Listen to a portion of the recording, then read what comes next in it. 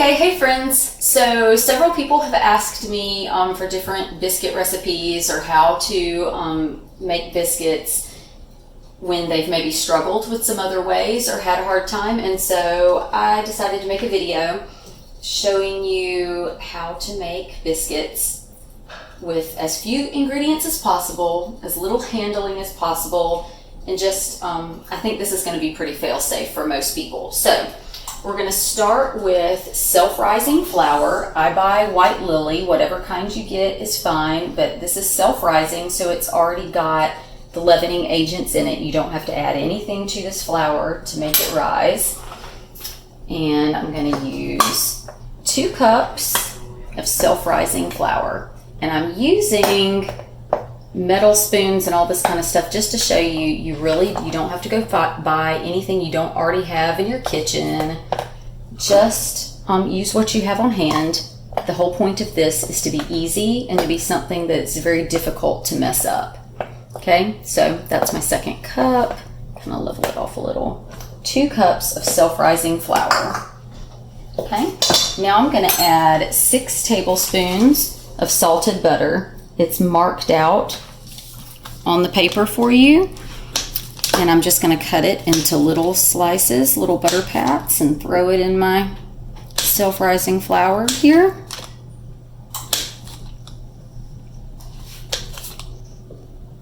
Doesn't matter how big or little you cut these pieces, just whatever you do is fine. But that was 6 tablespoons total of salted butter. That's what it looks like. See it in there? Now I'm going to take my pastry knife. This is the one I have. If you don't have something that looks similar to this, you can also use a fork and a knife like this instead. And I'm going to kind of show you how to do each. And what you're going to do is cut the butter into the flour. That basically means you're just going to press it in there, trying to cut it into tiny little pieces. Now, another trick some people do is they stick their stick of butter in the freezer for about 30 minutes to an hour. I would think closer to an hour. And they use a cheese grater and just grate the butter into tiny little pieces. I don't like to do that personally. It doesn't affect the taste or anything like that. I just don't like to do it because I don't like my hands to be on a slippery stick of butter with my knuckles next to a cheese grater. That's just kind of my personal little freak out thing. But if you like to do the cheese grater, that is perfectly fine. Sometimes the butter gets kind of stuck on this pastry knife, so I just kind of clean it off with another knife. Now I'm going to show you, if this is what you had, you can kind of use your fork and knife together to cut the butter in. Some people do it this way, even if they have the pastry knife, they just like it this way better. That's fine. Whatever is going to not stress you out and be the easiest way. But the end goal is that you want all your butter to be in the flour in tiny little pieces about the size of peas. So just cut up butter into flour. You do want to have used a cold stick of butter though, whether you freeze it or have it in the fridge. Don't leave it sitting out to get soft before you make the biscuits. Keep it cold because that's what's going to help your biscuits be nice and fluffy and rise up really well. So see how this is just kind of the butter isn't in little butter pats anymore. Instead, it's all mixed in with the flour. You see what we've got going on here? Now, since I don't normally do it that way, I'm going to kind of check it with my pastry knife and see if it seems the way I wanted it to feel. And it does. All cut up. See, isn't that pretty? Now you got to have clean hands because you're going to put your hands in this a lot during the cooking process. Okay, now I'm going to add a cup of buttermilk. I use whole milk buttermilk, and I did a post the other day showing people, don't be afraid to buy buttermilk because of the expiration date. A lot of folks don't want to buy buttermilk because they will only use it a few times and the rest would be wasted. Well, this you can see expired in August and it's now the middle of October, and I'm still going to use this. This is perfectly fine. It has not gone bad. There's nothing about it that's weird. You can see in there, it's completely fine. Smells like buttermilk. Buttermilk never smells good to me no matter what. And I'm going to have a cup of that. Now, I didn't have quite enough, and I saved this new container I got here to also show you how I'm going to make up the difference. This has been in my fridge for about a month now, and I wanted to show you how it separated it. I stored it laying on its side, and so it got this clear liquid up on top that's called clabber. It's separated. You might look at it and think, ew, gross, throw that away. No, it's a totally normal process. Give it a good shake. Get it all mixed back in. There's nothing about that that's actually gone bad. It's just a normal process for buttermilk to separate like that.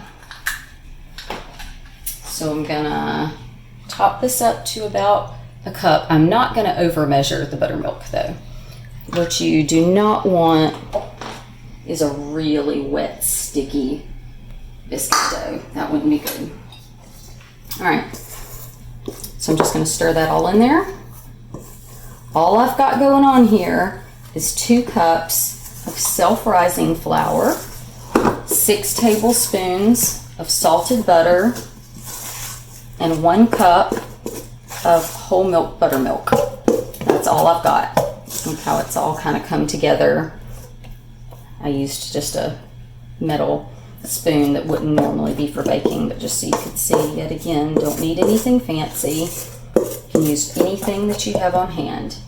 Now, I keep a separate bowl of flour like this, just specifically for dipping my hands, my cutters, all that sort of stuff in, so that I can always keep a nicely floured surface and not contaminate my baking flour. So that's just the way that I like to do it. So I'm gonna kind of get this,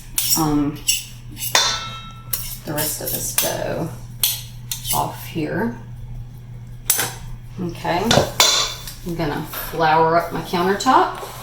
If you don't have a countertop that you feel like this would work well on, you could do a large cutting board. That would do the trick. You just want to have plenty of flour, and you do not, you don't want to just throw this down on a surface it's going to stick to. So the key is to keep flour on hand. Just use that to keep anything from being too sticky. That's why I find it handy to have the bowl of flour so that I'm not worried about messing up what I'm going to cook with.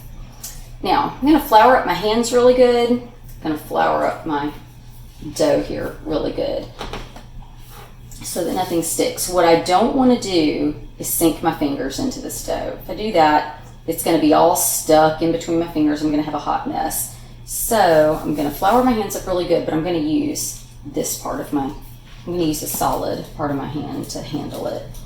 I'm just getting it good and floured so it's not sticky. Just going to kind of pat it out, flip it over, whatever makes you feel good about it. Some people like to roll it out with a rolling pin. Some people like to fold it over 5 times. Everybody kind of has a little something that they like to do, but you can see I'm just trying to handle it gently, not put my fingers in the dough. Okay.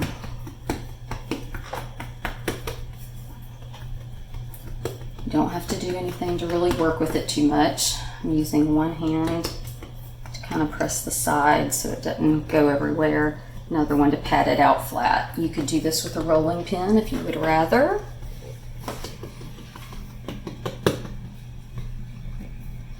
It doesn't have to be any particular shape. But that's about how thick I get it. Compare that maybe to my finger. What's that, about a 1/2 inch? It's about how I just go on feel, but all right. Biscuit cutter, dip it in the flour. If you don't have a biscuit cutter, you can use a sharp knife. dip it in the flour. Anything that touches this goes in the flour. You could use your sharp knife and cut the shape of the biscuit, or I use my great grandma's biscuit cutter when I make biscuits. Dip it in the flour, press it straight down. Do not twist, don't jiggle, don't do any of that. Straight down, straight up. Back into the flour. Right next to that, straight down, straight up. Back into the flour. Straight down, straight up, back into the flour. And I'm gonna keep doing this. What I don't wanna do is twist it all around, because that will really seal off these edges, and my biscuits won't rise and be as pretty. All right, so I'm gonna put them in the pan. Use this knife to help me lift it up. I'm gonna put them either just so they're touching, or so that they're very close together.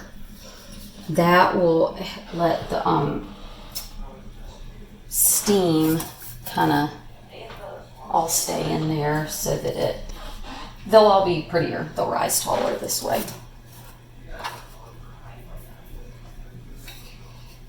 Okay. So I'm just setting them right next to each other. You could have done this in your greased cast iron skillet. You could kind of do this however you want. Look, I did that one not even pretty. I got some of the edges just so you could see. It doesn't matter. You don't have to have anything just right. The goal is just to not be afraid to try. All right, now I'm putting all my scraps together.